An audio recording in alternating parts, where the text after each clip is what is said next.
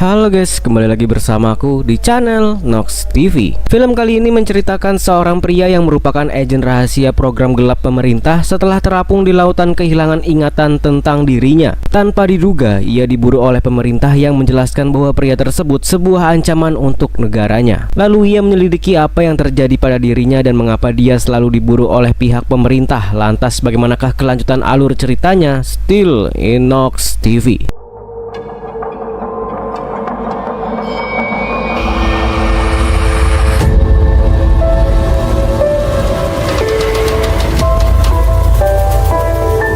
Di tengah gelombang laut, ombak menghantam tanpa ampun, angin menjerit di antara kegelapan malam. Sesosok tubuh terapung mengambang tak berdaya, tak ada arah, hanya cahaya kecil yang berkedip dari tubuhnya. Sebuah kapal nelayan Italia melintas, para awak kapal tengah bermain kartu hingga salah satu dari mereka melihat sesuatu di laut.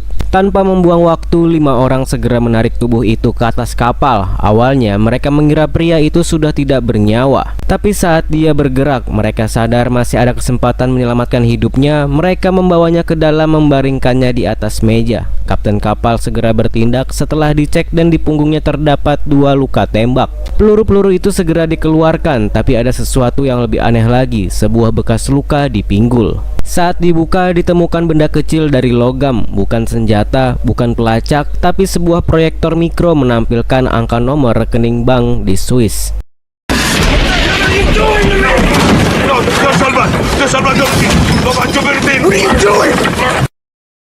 Tiba-tiba pria itu sadar, refleksnya tajam, nalurinya terlatih, tapi pikirannya kosong. Ia tidak tahu di mana dirinya sekarang berada. Ia bahkan tidak tahu siapa dirinya. Beberapa detik kemudian ia kembali tak sadarkan diri, tapi satu hal yang menjadi jelas. Pria ini membawa lebih dari sekedar luka. Ia membawa misteri besar yang belum terpecahkan. Di markas besar CIA di Virginia, sebuah laporan baru saja masuk. Daniel Zone melangkah cepat ke kantor Alexander Conklin. Ia membawa kabar yang sudah dipastikan misi mereka telah gagal. Conklin hanya diam memandangi foto kapal pesiar yang terletak di mejanya. Ia tahu misi ini bukan misi biasa dan kegagalannya bisa membawa konsekuensi besar. Sementara itu, di atas kapal nelayan yang telah menyelamatkannya, pria yang tidak tahu namanya perlahan mulai pulih. Tapi ingatannya masih gelap. Selama 2 minggu ia membantu para nelayan bekerja sambil mencoba menyusun kembali jati dirinya. Ia tahu cara mengikat simpul, tahu banyak tentang bahasa atau cara bertahan hidup, tapi semua itu datang begitu saja. Tidak satu pun kenangan kembali padanya. Sang kapten kapal berusaha menenangkannya. Ia yakin cepat atau lambat ingatannya akan kembali. Keesokan harinya, kapal berlabuh di sebuah kota kecil. Sang kapten memberinya sedikit uang cukup untuk membawanya sampai ke Swiss. Pria itu mengucapkan terima kasih lalu pergi tanpa nama dan tanpa arah. Yang jelas ia naik kereta menuju Swiss dan bermalam di sebuah bangku taman bersalju.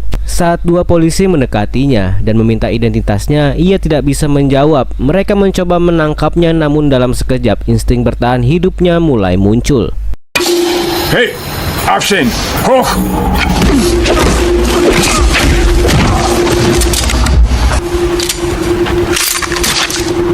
Di waktu yang hampir bersamaan, CIA memutar rekaman dari Paris. Seorang tokoh bernama Wombosi mengaku menjadi target percobaan pembunuhan. Masalahnya, Wombosi tahu terlalu banyak. Dia sedang menulis buku yang bisa membongkar operasi-operasi rahasia CIA lengkap dengan nama-namanya. Ancaman ini tidak bisa diabaikan. Direktur CIA ingin jawaban apakah benar ini ulah orang dalam, dan wakil direktur Watt Abbott keluar dari ruang rapat dan segera menemui Conklin. Mereka berbicara secara tertutup. Abbott menyinggung satu hal, yaitu proyek Stone. Conklin mengaku mereka memang mengirim seorang agen, tapi sejak 2 minggu lalu tidak ada kabar. Aset itu hilang dan sejak saat itu mereka terus berusaha menemukannya sebelum semuanya terbongkar. Sementara itu, setelah mengikuti petunjuk dari perangkat logam di tubuhnya, pria itu tiba di salah satu bank di Swiss. Ia hanya membawa satu potongan informasi, nomor rekening dari alat kecil yang ditemukan di dalam tubuhnya. Ia mengikuti prosedur keamanan ketat termasuk pemindaian sidik jari hingga akhirnya sebuah kotak berangkas dibawa ke hadapannya. Di dalam kotak itulah misteri identitasnya mulai terbuka. Sebuah paspor dengan nama Jason Bourne dan alamat rumah di Paris menjadi petunjuk pertamanya. Namun yang mengejutkan ada lebih dari sekedar satu identitas. Di bawahnya tersembunyi tumpukan paspor lain dengan nama berbeda. Semuanya dengan foto dirinya, tumpukan mata uang dari berbagai negara dan sebuah pistol turut melengkapi isi kotak tersebut. Jason mengambil semuanya kecuali senjata. Ia mengembalikan kotak itu dan meninggalkan bank membawa lebih banyak pertanyaan daripada jawaban. Seseorang memperhatikannya. Satu panggilan telepon segera dilakukan karena ia sedang diawasi. Jason mencoba menghubungi apartemennya di Paris, namun yang terdengar hanya suara pesan otomatis miliknya sendiri. Saat itu pula ia menyadari dirinya sedang diawasi. Dua polisi mulai mendekat, insting bertahan hidupnya mulai aktif. Ia menghindar dengan cepat, melintasi jalanan bersalju dan bersembunyi di tengah keramaian. Saat kejaran meningkat, ia berlindung ke konsultan Amerika Serikat. Di sana, ia bertemu dengan Mari, seorang wanita muda yang tengah berjuang mendapatkan sebuah visa. Petugas tampak terlalu tertarik padanya. Nalurinya mulai berdenyut pelan, sebuah firasat ada sesuatu yang tidak beres. Ketika ia diminta untuk tetap di tempat, naluri bertahan hidupnya pun langsung bereaksi. Ia tidak tahu siapa dirinya, tapi tubuhnya tahu persis bagaimana harus bertindak.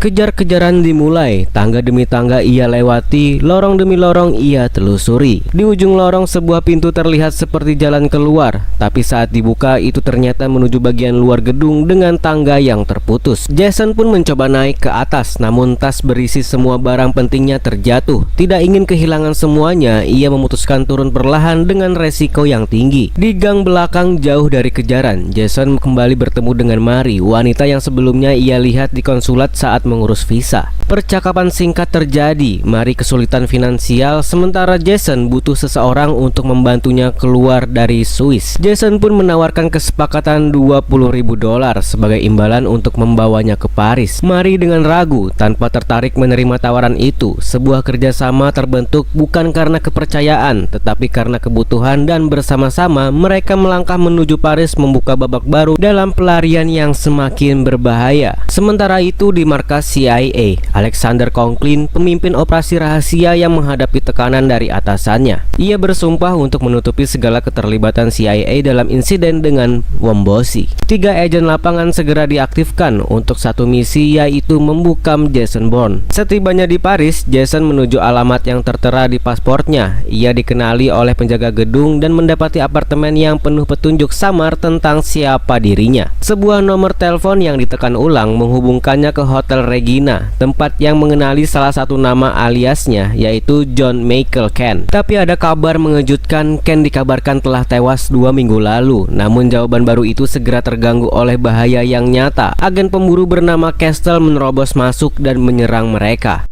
Something wrong?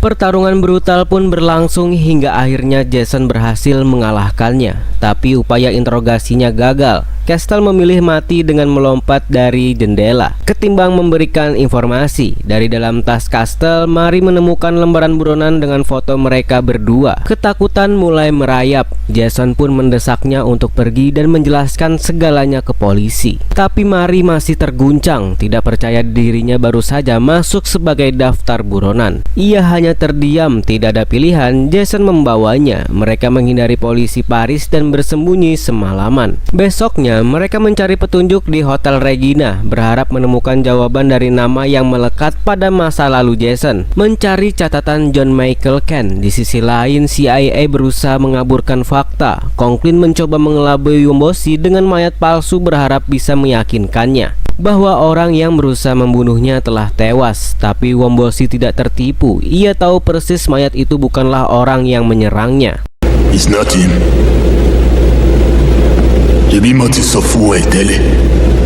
Akibatnya, untuk menutup kebocoran, Conklin mengirim seorang agen dengan julukan The Professor untuk membukam Wombosi selamanya.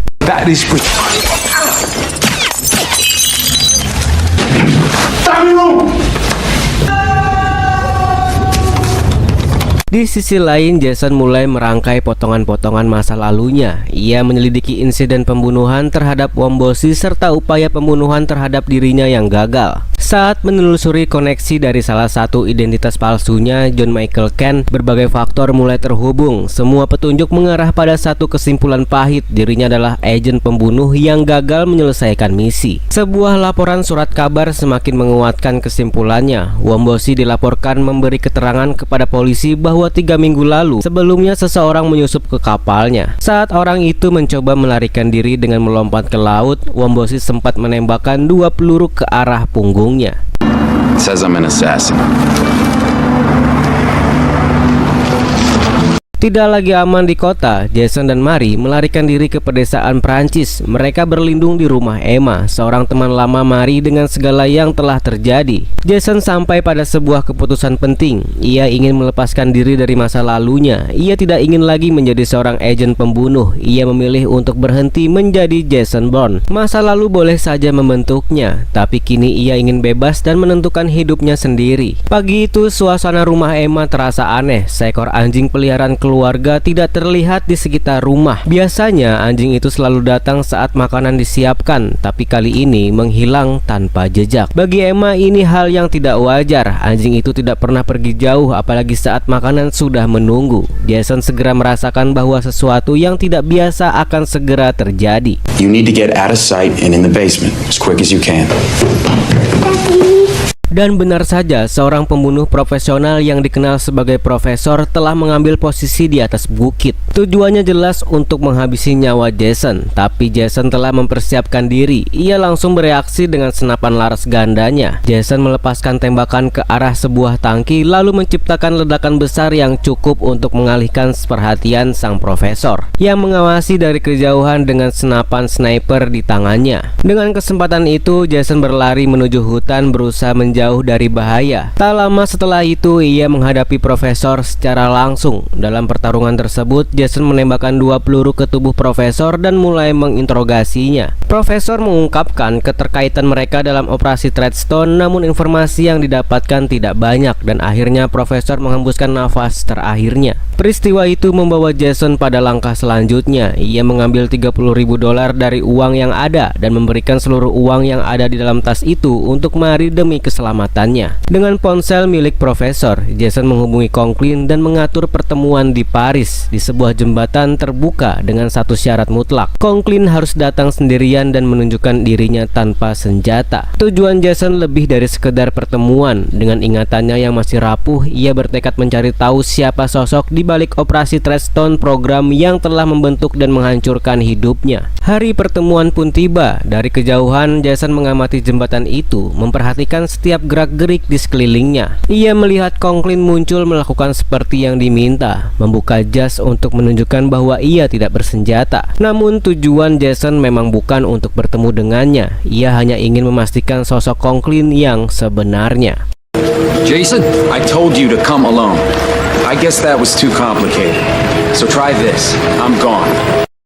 Di balik aksinya, Jason sudah menyiapkan langkah berikutnya, menanamkan alat pelacak di kendaraan Conklin. Semua itu dilakukannya untuk melacak lokasi rumah aman dari operasi Treadstone yang ada di Paris. Setibanya di sana, ia menggunakan perangkat elektronik untuk memicu alarm di sebuah mobil yang terparkir di sepanjang jalan. Suara berisik dari alarm yang berbunyi mengalihkan perhatian para penjaga, memberikan Jason kesempatan untuk menyusup ke dalam rumah aman tempat Nicky Pearson dan Conklin berlindung. Di dalam, Jason akhirnya menemui Conklin dan menodongkannya dengan senjata. Ia menuntut jawaban tentang Treadstone, tentang alasan mengapa dirinya menjadi target buruan tanpa henti. Conklin mengungkapkan realitas di balik bayang-bayang Treadstone, sebuah program rahasia pemerintah yang dirancang untuk membentuk aset manusia menjadi senjata sempurna. Jason adalah salah satu dari aset itu, produk dari manipulasi dan pelatihan brutal. Namun Conklin tidak hanya memberikan jawaban. Ia sendiri ingin tahu apa yang sebenarnya terjadi di Laut Mediterania. Mengapa misi Jason untuk menghabisi Wombosi berakhir gagal? Di saat itu ingatan terakhir tentang misi yang gagal kembali terbuka. Bagaimana ia membatalkan pembunuhan terhadap Wombosi setelah melihat anak-anak Wombosi di sana. Sebuah tindakan yang membuatnya terjebak dalam dilema moral dan akhirnya tertembak saat melarikan diri dari perahu. Dengan ingatan itu, Jason mengambil keputusan untuk meninggalkan Treadstone dan memberikan peringatan pada Conklin agar tidak mencoba mengejarnya lagi. Namun ia segera menyadari bahwa Conklin telah diam-diam memicu alarm dan pasukan cadangan sedang dalam perjalanan ke sana.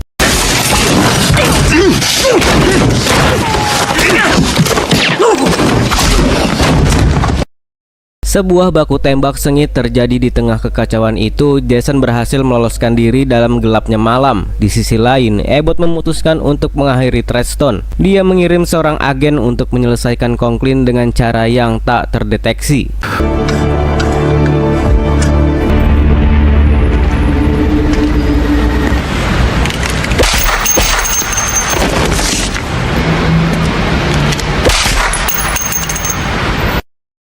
Setelah itu, Abbott menghadiri sidang di hadapan komite pengawas, mengklaim bahwa Treadstone hanyalah program pelatihan yang gagal. Lalu, ia segera mengalihkan perhatian mereka ke proyek baru yang ia sebut sebagai Black Bear. Waktu berlalu dan akhirnya Jason menemukan Mary di Mykonos bekerja sebagai penyewa skuter untuk para turis. Mereka akhirnya bertemu kembali, menandakan akhir dari perjalanan panjang mereka dengan harapan baru untuk kemudian hari. 2 tahun setelah peristiwa di Paris, Jason dan Mary menemukan ketenangannya di sudut terkecil dunia. Di Goa, India, Jason berusaha membangun hidup baru jauh dari bayang-bayang masa lalunya. Namun satu hal tetap menjadi misteri, ia masih terjebak dalam kekosongan. Tidak tahu siapa dirinya, hanya dihantui oleh nama dan potongan masa lalu yang terus mengusik dirinya. Sedikit demi sedikit, ingatan-ingatan terpotong mulai bermunculan. Bayangan samar tentang sebuah pembunuhan di Berlin yang perlahan menggerogoti ketenangan pikirannya. Di saat yang sama, di Berlin, operasi rahasia CIA tengah berlangsung di bawah pengawasan Wakil Direktur Pamela Landy, seorang agen melakukan transaksi senilai $3 juta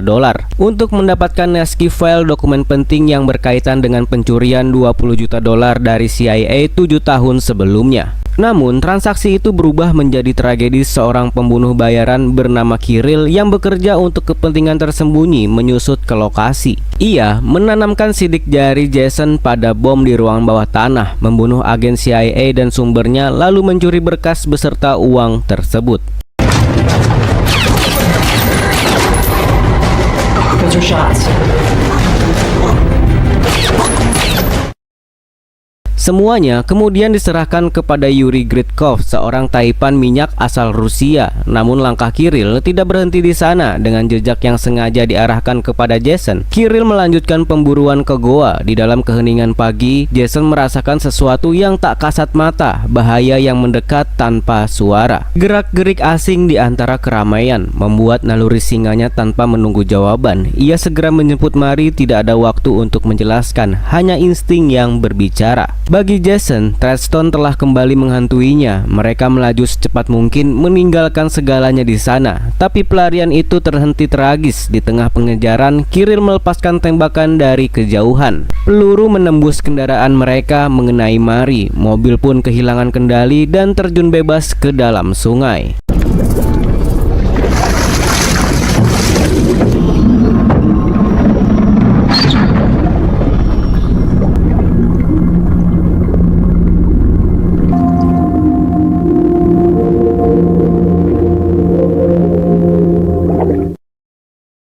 Kirill yakin bahwa Jason telah tewas dalam kecelakaan itu. Ia segera meninggalkan lokasi. Sementara itu, Jason berhasil menyelamatkan diri tetapi kehilangan Mary yang tidak pernah kembali dari kedalaman air. Duka dan rasa bersalah mendorong Jason untuk mencari jawaban tanpa membuang waktu. Jason berangkat ke Italia. Ia harus menemukan jawaban mengungkap siapa yang kembali memburunya dan mengapa hidupnya sekali lagi masuk ke dalam bayang-bayang dunia yang coba dia tinggalkan. Di Berlin, jejak sidik jari yang ditemukan di lokasi kejadian mengarah kepada satu nama, yaitu Jason Bourne. Pencarian jawaban membawa Landy ke markas CIA di Virginia, tempat ia menelusuri asal-usul sidik jari tersebut. Di sana, Landy menemukan keterkaitan Jason dengan sebuah proyek rahasia yang sudah dihapus dari catatan resmi, yaitu Treadstone. Namun kepala divisi Watt Abbott bersikap tertutup. Ia mengaku tidak tahu keberadaan Jason dan enggan memberi banyak informasi. Meski begitu, Landy tetap mendesaknya. Ia meyakini Jason terlibat dalam pembunuhan agen CIA dan informan di Berlin. Terlebih lagi, seorang agen yang diduga mencuri dana sebesar 20 juta dolar tercantum dalam dokumen yang dicuri. Bertahun-tahun lalu, seorang politisi Rusia bernama Vladimir Mesky nyaris membongkar kasus ini. Sebelum ditemukan tewas di Berlin, menurut versi resmi, Mesky dibunuh oleh istrinya yang kemudian bunuh diri. Setidaknya itulah cerita yang selama ini dipercaya. Di sisi lain, Jason juga sedang mencari jawaban.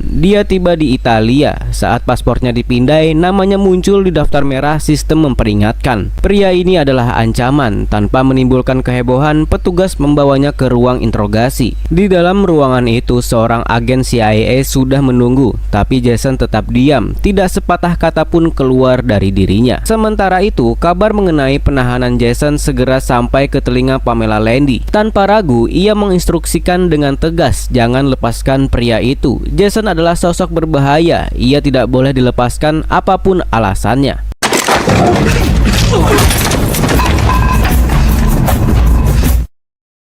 Dalam hitungan detik, Jason melumpuhkan kedua sang agen dan petugas lokal tanpa suara. Tanpa ampun, ia lalu mengambil ponsel agen tersebut, menyalin isi kartu SIM dan menyambungkannya ke perangkat miliknya. Ini bukan sekedar pelarian, Jason sudah memperhitungkan semuanya. Ia sengaja membiarkan dirinya tertangkap. Ia tahu apa yang dicari, jalur komunikasi, informasi, dan akses percakapan internal CIA. Setiap langkah yang diambilnya adalah bagian dari rencana dalam dunia Jason.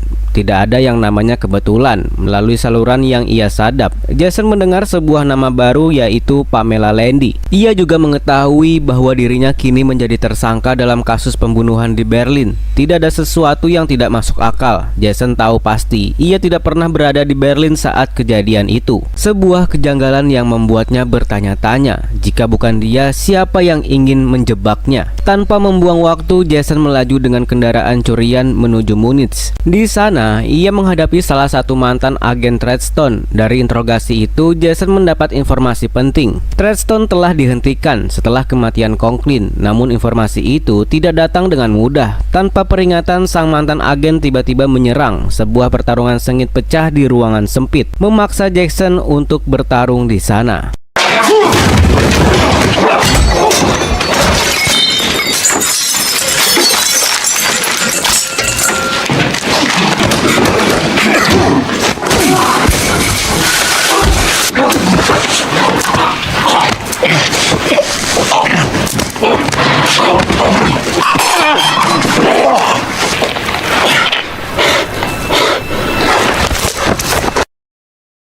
Di sisi lain, Landy dan Abbott berusaha memperluas jaringan informasi. Mereka menghubungi Dicky Pearson, mantan koordinator lapangan Treadstone di Paris. Satu-satunya orang yang pernah menangani Jason langsung di lapangan. Namun Jason telah terlebih dahulu mengambil langkah. Ia melacak keberadaan Landy hingga ke Berlin dengan kecerdikan khasnya. Jason mengetahui lokasi markas sementara mereka, dan dari kejauhan ia mengamati lalu menelpon Landy secara langsung. Tanpa basa-basi, Jason ingin memastikan satu hal. Apakah Landy orang di balik kebangkitan Treadstone? Tapi penjelasan Landy justru menimbulkan pertanyaan baru. Ia menyebut satu kata, yaitu Berlin. Seketika kilasan memori muncul, potongan samar-samar tentang Vladimir Mesky, sebuah hotel, darah dan kematian misterius. Saat itu juga Jason melihat satu sosok yang dikenalnya, yaitu Nicky Pearson. Jason tidak tahu apa yang sebenarnya terjadi, tapi satu hal pasti, ia harus bicara dengan Nicky dan hanya Nicky. Karenanya Jason membuat syarat jika mereka ingin bertemu, hanya satu orang yang diizinkan datang, yaitu seorang wanita yang dikenalnya sebagai mantan koordinator lapangan Treadstone. Tetapi Landy mencoba bermain. Ia menjawab pelan, bagaimana jika kami tidak bisa menemukannya? What if I can't find her? It's easy.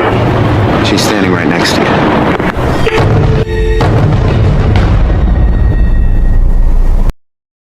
Lokasi pertemuan bukan tempat sembarangan. Jason tidak pernah memilih lokasi secara acak. Tempat itu ramai penuh dengan demonstran dan sulit dikendalikan. CIA tahu resikonya, tapi mereka tidak punya pilihan. Nicky Pearson sendiri di lokasi dengan mata-mata Landy mengawasinya dari segala arah. Tak lama ponsel Nicky berdering. Suara itu tidak asing, yaitu Jason Bourne. Semua saluran telah disadap dan Landy mendengar langsung arahan Jason, mengarahkan Nicky untuk naik ke sebuah mobil tren. Kepanikan seketika melanda ketika Landy menyadari semuanya mulai bergerak di luar kendali. Agen lapangan segera dikerahkan, tapi saat mereka mencapai tren, Nicky dan Jason sudah menghilang dari sana. Mereka tiba di stasiun bawah tanah. Tanpa basa-basi, Jason langsung bertanya, siapa Pamela Landy? Apakah dia pemimpin Treadstone dan mengapa mereka berusaha membunuhnya? Dalam tekanan, Nicky menjelaskan bahwa insiden ini berawal dari Berlin. Minggu lalu beberapa agen CIA mencoba mengungkap seorang mata-mata internal, tapi semua berakhir tragis.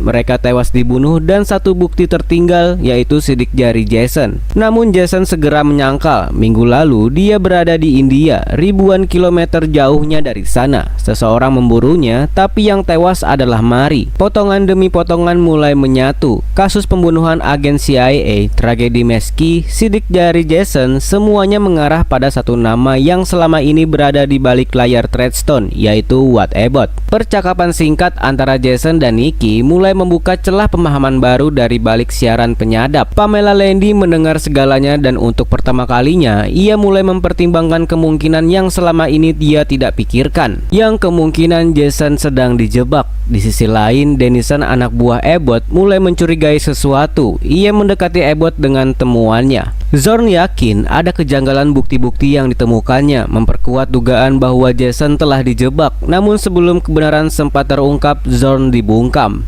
Show me again. Why you put a fool in?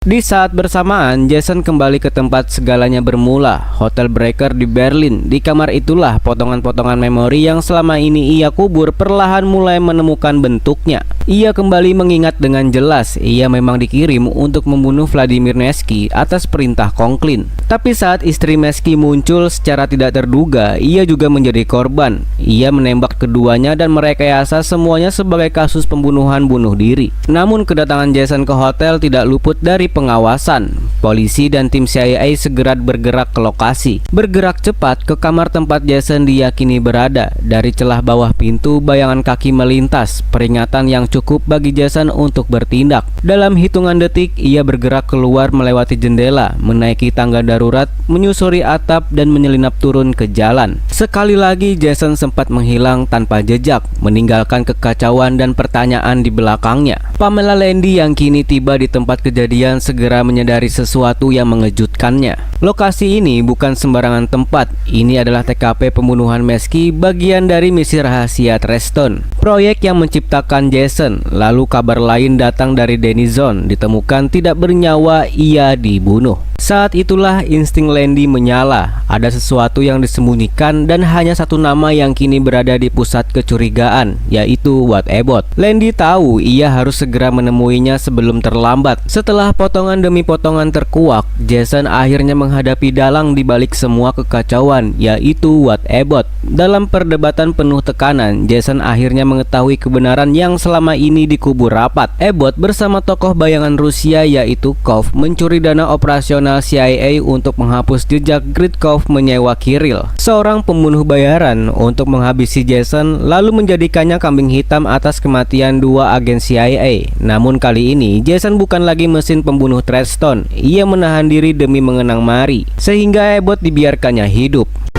She wouldn't want me to. That's the only reason you're alive.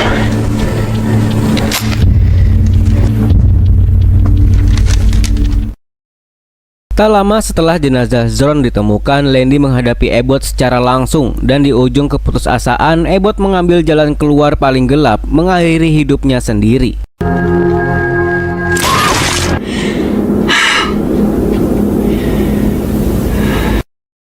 Sementara itu Jason meninggalkan sesuatu untuk Landy, rekaman suara yang membongkar seluruh konspirasi. Dengan bukti kuat di tangan, Landy bergerak dengan cepat. Kov, rekan gelap Abbott di Rusia, ditangkap oleh polisi Moskow. Namun sebelum penangkapan, Gridkov sempat menerima satu informasi penting dari Abbott. Jason masih hidup dan kini berada di Moskow. Tak butuh waktu lama, Gridkov segera menghubungi Kirill untuk menjalankan misi terakhirnya untuk menghabisi Jason. Di tengah lalu lintas padat dan jalanan bersalju kota Moskow, Kirill mulai membuntuti Jason. Dengan kendaraan hitam tak bertanda, ia menunggu saat yang tepat. Saat Jason mulai sadar bahwa ia diawasi, pengejaran pun tak terelakkan. Apa yang dimulai sebagai pengintaian cepat berubah menjadi kejar-kejaran brutal di jalan raya. Meski terluka sejak awal, Jason memanfaatkan setiap celah. Ia menerobos kemacetan, menyelinap di antara mobil-mobil, bahkan melaju di jalur lawan arah. Tapi Kirill tak tertinggal. Ia terus memburu, menabrak, menyudutkan, benturan demi benturan menggema di lorong beton. Mobil menghantam sisi jalan, kaca pecah berterbangan dan suara logam beradu memenuhi udara. Hingga akhirnya saat jalur terpecah menjadi dua arah, Kirill kehilangan kendali. Mobilnya pun menabrak struktur beton pembatas dengan kecepatan tinggi dan dalam sekejap mobilnya hancur. Setelah pengejaran brutal yang nyaris merenggut nyawanya, Kirill tewas dalam kecelakaan. Tapi bagi Jason, segalanya belum selesai. Masih ada satu hal yang harus dia tuntaskan, bukan sebagai agen tapi sebagai manusia. Ia melangkah ke sebuah apartemen sederhana di Moskow, tempat tinggal putri dari Vladimir Mesky, yang bertahun-tahun lalu dinyatakan membunuh istrinya sebelum mengakhiri hidupnya sendiri. Tapi semua itu adalah kebohongan, sebuah misi kelam dari Treston dengan Jason sebagai eksekutornya. Dulu Mesky ingin membongkar penyelewengan dana CIA. Atas perintah sistem, Jason dikirim untuk membungkamnya.